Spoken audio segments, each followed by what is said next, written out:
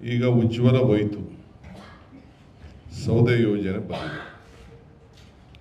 ಮುಂದಕ್ಕೆ ನಮ್ಮ ಜನ ಯಾವ ರೀತಿ ಪರದಾಡ್ತಾ ಇದ್ದಾರೆ, ಹೋಟ್ಲ್ಗಳು ಯಾವ ರೀತಿ ಬಂದಾಗ್ತಾ ಇದೆ, ಹೆಂಗೆ ವಾಪಸ್ಸು ವಿದ್ಯುತ್ ಶಕ್ತಿ ಏರಿಕೆ, ಮಾಮೂಲಿ ವಾಪಸ್ಸು ಕರೆಂಟ್ ಸ್ಟವನ್ನು ಕೂಡ ಉಪಯೋಗಿಸಬೇಕಾದಂಥ ಒಂದು ಪರಿಸ್ಥಿತಿ ಬಂದಿದೆ.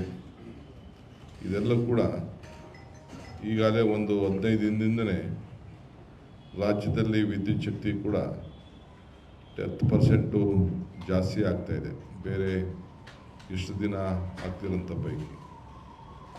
ಸೊ ಸೌದೆ ಭಾಗ್ಯ ಕೂಡ ಈಗ ಕೊಟ್ಟಿದ್ದಾರೆ, ಬಟ್ ಸೌದೆ ಎಲ್ಲಿಂದ ತರೋದು ವಿಧಿನೇ ಇಲ್ಲ, ಆ ಪರಿಸ್ಥಿತಿಯಲ್ಲಿ ಇವತ್ತು ಬಂದಿದೆ.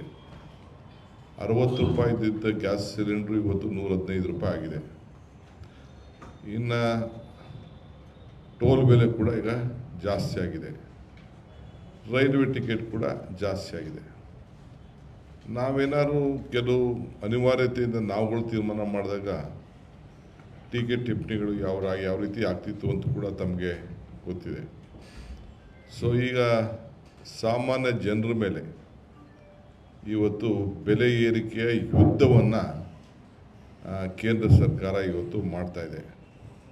ಇದಕ್ಕೆ ನಾವು ಭಾಳ ಮುಂದಾಲೋಚನೆ ಇಟ್ಕೊಂಡು ಪ್ರತಿ ಸಂದರ್ಭದಲ್ಲೂ ಕೂಡ ನಾವು ನಡಿಗೆ ಮಾಡಿದಾಗ, ಯಾತ್ರೆ ಮಾಡಿದಾಗ, ನಮ್ಮ ಚುನಾವಣಾ ಸಂದರ್ಭದಲ್ಲಿ ಜನರ ಆರ್ಥಿಕ ಪರಿಸ್ಥಿತಿಯನ್ನು ಹತೋಟಿಗೆ ತರಬೇಕು ಅಂಥೇಳಿ ಈ 5 ಗ್ಯಾರಂಟಿಗಳನ್ನು ಕೊಟ್ಟು ನಾವು ಬದುಕಿನಲ್ಲಿ ನಾವು ಕೂಡ ಪಾಲ್ಗೊಂಡಾಗಿ ಅವರಿಗೆ ಆರ್ಥಿಕ ಸಮಸ್ಯೆ ಜಾಸ್ತಿ ಆಗಬಾರ್ದು ಅಂಥೇಳಿ ಈ ಬಹುದೊಡ್ಡ ತೀರ್ಮಾನವನ್ನು ತೆಗೆದುಕೊಂಡು ಈಗ ನಮ್ಮ ಪ್ರತಿಯೊಂದು ಗೃಹ ಜ್ಯೋತಿ ಇರ್ಬೋದು, ಗೃಹಲಕ್ಷ್ಮಿ ಇರ್ಬೋದು, ಎಲ್ಲ ಯೋಜನೆಗಳು ಇವತ್ತು ಜನರಿಗೆ ಆರ್ಥಿಕವಾಗಿ ಯಾವ ರೀತಿ ಸಹಾಯ ಆಗ್ತಾಯಿದೆ ಅನ್ನೋದಕ್ಕೆ ಇದು ನಿಮ್ಮೆಲ್ಲರೂ ಕೂಡ ಸಾಕ್ಷಿಯಾಗಿ ಇವತ್ತು ಉಳ್ಕೊಂಡಿದೆ.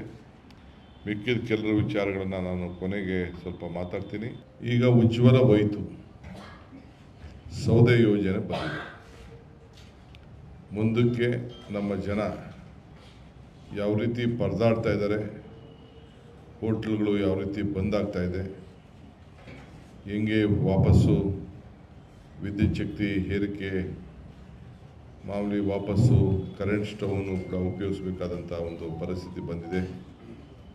ಇದೆಲ್ಲ ಕೂಡ ಈಗಾಗಲೇ ಒಂದು 15 ದಿನದಿಂದಲೇ ರಾಜ್ಯದಲ್ಲಿ ವಿದ್ಯುತ್ ಶಕ್ತಿ ಕೂಡ 10% ಜಾಸ್ತಿ ಆಗ್ತಾಯಿದೆ, ಬೇರೆ ಇಷ್ಟು ದಿನ ಆಗ್ತಿರೋಂಥ ಪೈಕಿ. ಸೊ ಸೌದೆ ಭಾಗ್ಯ ಕೂಡ ಈಗ ಕೊಟ್ಟಿದ್ದಾರೆ, ಬಟ್ ಸೌದೆ ಎಲ್ಲಿಂದ ತರೋದು ವಿಧಿನೇ ಇಲ್ಲ, ಆ ಪರಿಸ್ಥಿತಿಯಲ್ಲಿ ಇವತ್ತು ಬಂದಿದೆ. 60 ರೂಪಾಯಿದ್ದ ಗ್ಯಾಸ್ ಸಿಲಿಂಡ್ರು ಇವತ್ತು 115 ರೂಪಾಯಿ ಆಗಿದೆ.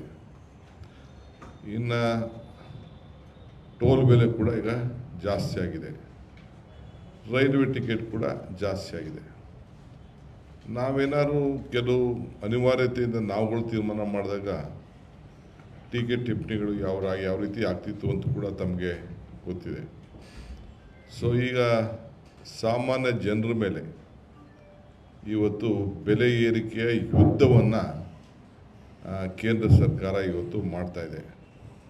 ಇದಕ್ಕೆ ನಾವು ಭಾಳ ಮುಂದಾಲೋಚನೆ ಇಟ್ಕೊಂಡು ಪ್ರತಿ ಸಂದರ್ಭದಲ್ಲೂ ಕೂಡ ನಾವು ನಡಿಗೆ ಮಾಡಿದಾಗ, ಯಾತ್ರೆ ಮಾಡಿದಾಗ, ನಮ್ಮ ಚುನಾವಣಾ ಸಂದರ್ಭದಲ್ಲಿ ಜನರ ಆರ್ಥಿಕ ಪರಿಸ್ಥಿತಿಯನ್ನು ಹತೋಟಿಗೆ ತರಬೇಕು ಅಂಥೇಳಿ ಈ 5 ಗ್ಯಾರಂಟಿಗಳನ್ನು ಕೊಟ್ಟು ನಾವು ಬದುಕಿನಲ್ಲಿ ನಾವು ಕೂಡ ಪಾಲ್ಗೊಂಡಾಗಿ ಅವರಿಗೆ ಆರ್ಥಿಕ ಸಮಸ್ಯೆ ಜಾಸ್ತಿ ಆಗಬಾರ್ದು ಅಂಥೇಳಿ ಈ ಬಹುದೊಡ್ಡ ತೀರ್ಮಾನವನ್ನು ತೆಗೆದುಕೊಂಡು ಈಗ ನಮ್ಮ ಪ್ರತಿಯೊಂದು ಗೃಹ ಜ್ಯೋತಿ ಇರ್ಬೋದು, ಗೃಹಲಕ್ಷ್ಮಿ ಇರ್ಬೋದು, ಎಲ್ಲ ಯೋಜನೆಗಳು ಇವತ್ತು ಜನರಿಗೆ ಆರ್ಥಿಕವಾಗಿ ಯಾವ ರೀತಿ ಸಹಾಯ ಆಗ್ತಾಯಿದೆ ಅನ್ನೋದಕ್ಕೆ ಇದು ನಿಮ್ಮೆಲ್ಲರೂ ಕೂಡ ಸಾಕ್ಷಿಯಾಗಿ ಇವತ್ತು ಉಳ್ಕೊಂಡಿದೆ.